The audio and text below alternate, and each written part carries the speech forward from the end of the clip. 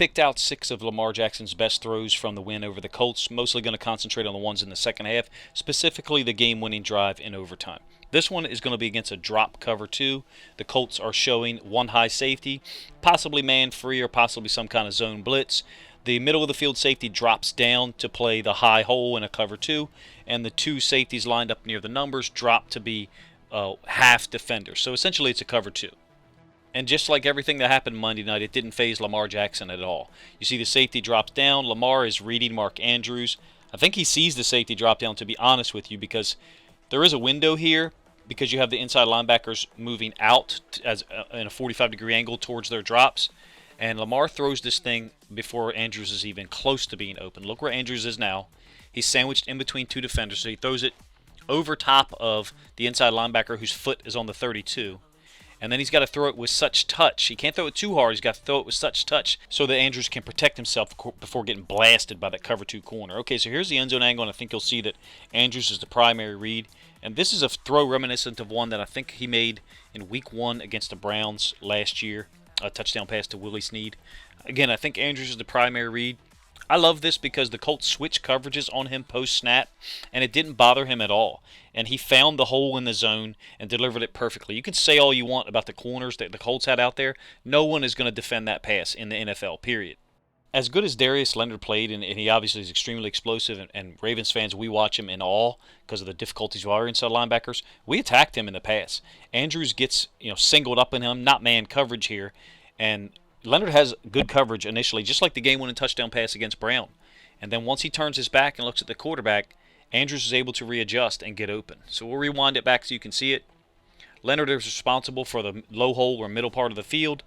Andrews initially is covered well, and then he just slips open. You get a really nice view of this from the end zone angle, even though it's kind of cut off at the top of the screen. And this is going to sound crazy. Like, does Mark Andrews look better in the last 2 or 3 weeks than he's kind of like ever looked before? More agile. Look, this is Darius Leonard, an extremely amazing athlete. And now, granted, Leonard turns his back at some point to look for the ball, but Andrews gets out here, just a little swipe move on him, and just sheds him and leaves him. And a great throw by Lamar, obviously. There was a big window there, but he didn't miss these throws. I guess what I mean about Andrews is that he looks fresher. He's not he's not targeted as often because we have so many weapons now. All right, this is the first touchdown pass to Brown. This is a backup corner, apparently, up at the top of the screen. I think this is a cover 3 shell, and he gives an inside move to this corner who bites on it, and then it's an easy throw for Lamar. They probably knew where they were going pre-snap just because of the matchup. The Colts tried to disguise the cover 3. The safety to Brown's side dropped down to play curl flat. The safety to the left here on the other side, that's who Lamar's looking at right now. He tried to spin back to center field. Just too much field to get to, and once Brown breaks it out to the outside, he's just got too much speed for that guy. He'll beat him 10 times out of 10 on that route. I'm going to try to hammer home a point I made last night in 2 possession-based videos where people are talking about the Colts had so many backup DBs on the field. Look, a lot of Lamar's work was done underneath against linebackers and safeties. He did hit some passes big, which you just saw. But this is a zone blitz, very similar to what the Steelers used to get Robert Spillane a pick 6 last year against Lamar, where it looks like one inside linebacker's blitz, and then he drops to the left hash, and then a D-end zone drops, and Lamar picks it up easily. He doesn't get beat on these things that he's had trouble with before. I think this is the very next play on the game-winning drive in overtime, and this is one of the most interesting pass plays that we had, if you ask me. It's Prochet late coming across the screen, left to right for the offense, and he gets stung, and this is where they pull the safety out. The refs up top pulled the safety out, number 42, because they suspected he had a concussion. The end zone angle is what's interesting about it. Initially looks over here to the right. You can see that. And remember, Prochet is off to his left, our right, off screen. And he's going to pick Prochet up eventually. Leonard and 58 are dropping out of here. Lamar sees Prochet somewhere around now and realizes that might be where he's going. But what he's got to do first is he's got to check and make sure he doesn't throw Prochet into something. So we're going to rewind it here, and you're going to see what Lamar does with his head a second time. He sees Prochet, and then watch him. He checks to the other side real quick. Now, I know Prochet does get hit, but it's after he catches the ball. Lamar's checking to make sure he's not throwing him right into a defender where possibly could be picked or the ball broken up. I think this shows that he has a very prepared mind and can adapt in-game instantaneously because he knows the routes and how they should be developing in the progression. These are incredibly unique to me because we're talking about a game-winning touchdown drive where he's throwing the ball to backup tight ends and running backs out of the backfield. Things that we've never seen before in relaxed early in the game situations, let alone a pressure situation like this. They're using Marquise Brown on an over route to pull the inside linebacker, make Marquise Brown to get Josh Oliver open. I think that's the read is Marquise Brown initially, and then if he doesn't have that, then he flips it underneath to Oliver. And Oliver, who has had some fumble issues, is a great job by him to secure the football as he's getting rocked.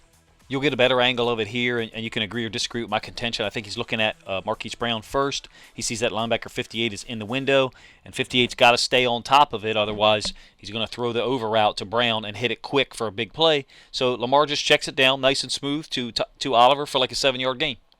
I believe this next play is really well designed. You got Andrews and Brown over to the right. Brown's going to get an outside release and run and go. Andrews is going to run a little out and then sit by the numbers. I think he's looking for Andrews. It's a zone drop by a defensive lineman. But look at Andrews. Andrews is blocking now for Murray. So you got probably 3 parts of this progression here. I'm not sure where it is in the order 1, 2, 3. I think Andrews is probably 1, and that outside release is just meant to pull the corner, who made a fantastic play to tackle Murray for a short gain.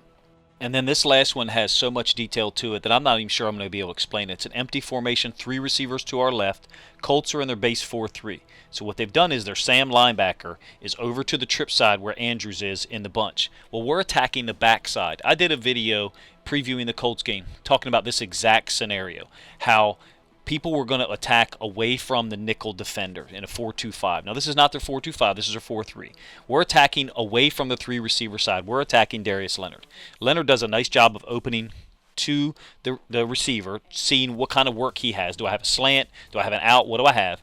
And then trying to frame up Marquise Brown to get hands on it. And then Lamar's pump fake is exquisite and pulls him to the other side. Great accuracy by Lamar to throw it away from the defender. Brown to use his body to shield that defender and protect the football.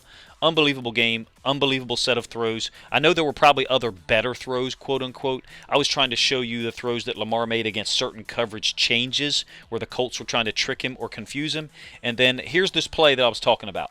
Just so you know, I'm not making stuff up. In a preview that I did, I talked about attacking away from the nickel defender side. Now, again, the Colts were in their base 4-3 there, so it was a Sam or an inside linebacker. But point is, I called it and said people were going to attack away from the 3 receiver side. And that's what the Ravens did in the game-winning situations. I'm not always going to be able to do that, obviously, so I'm tooting my own horn a little bit. But when I do a preview, I try to tell you things I see based on the film that I'm watching and not tell you things I hear on the radio or TV. I'm going to do a live stream tonight on the Chargers offense, which looks dangerous and scary, where hopefully we can collectively do the same thing I just mentioned and try to project ways that the Ravens can slow down or hopefully even stop this Chargers offense.